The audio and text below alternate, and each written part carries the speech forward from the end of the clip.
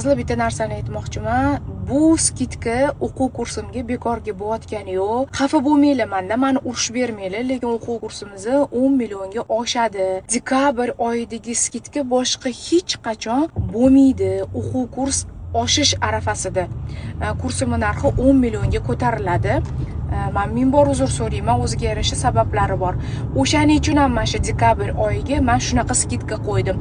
Ayniqsa juda ham ko'pchilik menda individualniy kursda o'qishni xohlaydi. Именно shu individualniy kursimga ham 3 million skidka qildim, qizlar. Oldingi narxidan 3 million skidka qildim.